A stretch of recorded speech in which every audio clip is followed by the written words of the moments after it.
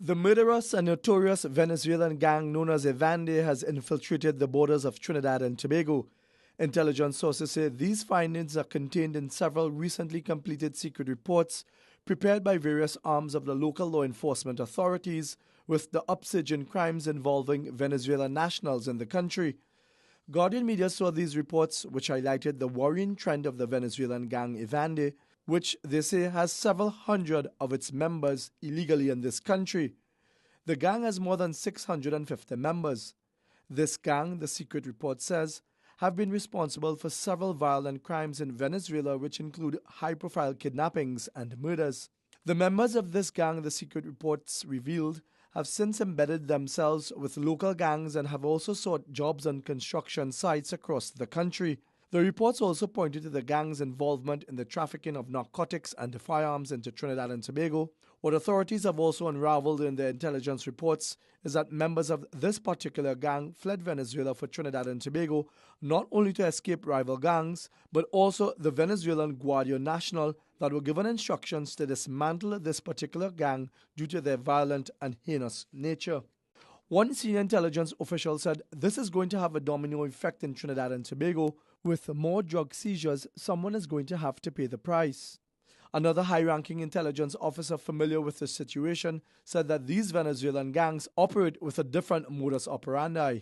Criminologist Darius Figuera, who spoke to The Guardian last Saturday, said Venezuelans have been coming to our shores under the control of Venezuela's organized criminal gang. Figuera also alluded to the fact that these Venezuelan gangs form coalitions with local gangs around Trinidad. He said those Venezuelans have already affiliated themselves with local gangland operators and they are not afraid to die. Guardian Media contacted Commissioner of Police Gary Griffith for his take on the secret intelligence reports, but he refused to make any comment. He was also questioned about Figuera's findings of Venezuelan gangs now infiltrating the country. Griffith would only say he was not in a position to say whether Figuera's comments are inaccurate. The two senior intelligence sources revealed to Guardian Media that they received credible information that at least 3 Venezuelan nationals shot and killed over the last month and a half, with some were connected to the Evande gang. The first Venezuelan national this year had ties to this gang was Alexander Sidena Roroba, who was shot and killed outside the El Pecos Grill at the corner of Arapito Avenue and Devil Street, Woodbrook. The second Venezuelan man intelligence sources reveal, who also had deep ties with Evande, was 36-year-old Jose Rodriguez, who was shot and killed by a lone gunman while driving along the Western Main Road near Highland Plaza, Glencoe last Thursday.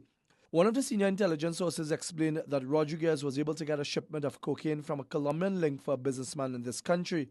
However, the shipment was jacked by police several months ago, and Rodriguez told the businessman that the money was still owed to the Colombians for the multi-million-dollar shipment. The businessman, the intelligence source explained, had Rodriguez executed to cancel out the debt.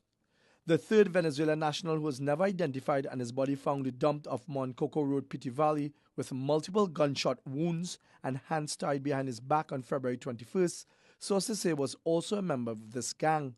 The man they say was an asylum seeker, but police sources told Guardian last week he worked as a hitman in Venezuela.